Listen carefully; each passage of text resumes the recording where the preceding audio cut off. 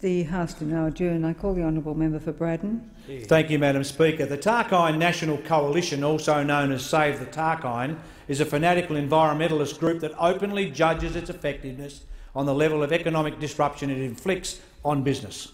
One only needs to visit its website and read its self-written report card to see that it prides itself on its level of job-destroying activities. Tonight I will expose Save the Tarkine for its disgraceful and relentless attempts to undermine the mining industry through the courts and to silence me from standing up for the people of Braddon.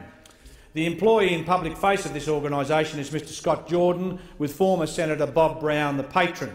Given the average membership fee is about $20 and it only received $500 in membership fees last year, this shows it has roughly 25 members. That's right, just 25 members. This is not some burgeoning environmental movement. This is an incorporated organisation with just 25 members, nearly half of them directors. According to their last financial year statements, of the $115,000 in donations received into the tax-deductible Tarkine Fund, only $9,000 was spent on what you would call campaign activities. This compares to the $89,000 spent on wages, travel costs, administration and legal fees. These expenses resulted in Save the Tarkine operating at a loss. It is not surprising that an organisation that so desperately seeks to be an economic spoiler would spend more on wages and legal fees than actually engaging with the Northwest community. The victims here are salt-of-the-earth people simply looking to earn a living and raise their families in our region. There is no doubt that the legal expenses this year will be far greater because the group is engaged in two high-profile court cases against the Commonwealth and mining companies wanting to invest in our region. In both cases, they lost their appeal. In the most recent case, costs were awarded against them, which is estimated to be over $150,000. Given this organisation was operating at a deficit in the previous financial year and clearly had little prospect of being successful in its action, I would argue that this group entered into an expensive court process in the full knowledge it did not have the capacity to meet the costs if in fact they were awarded against it. Should a normal business, Madam Speaker, enter into such transactions with this knowledge, they could be deemed to be trading whilst insolvent.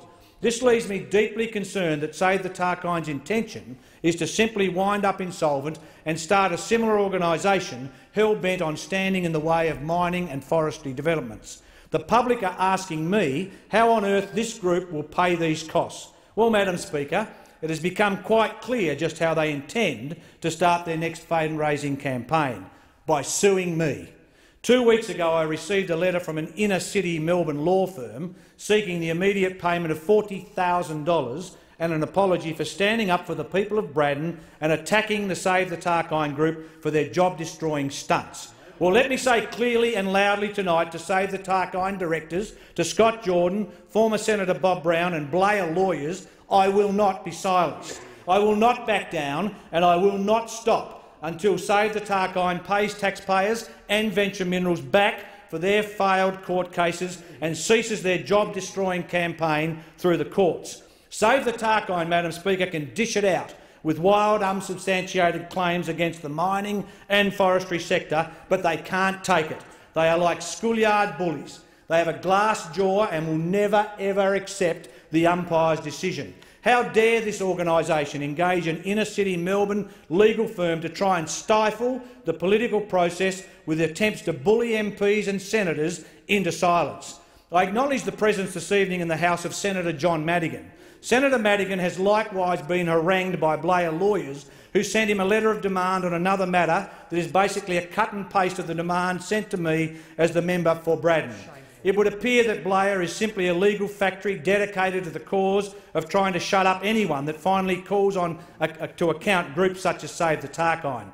Blair has also taken the extraordinary step of threatening action against Senator Madigan if he speaks on those matters within their demands in Parliament under parliamentary privilege. Well, Deputy Speaker, I believe that such a threat is in breach of Section 8 of the Crimes Act. I will let Senator Madigan speak for himself, but if such an intimidating tactic is threatened against me, I will have no hesitation in referring such a threat to the Privileges Committee of the Parliament.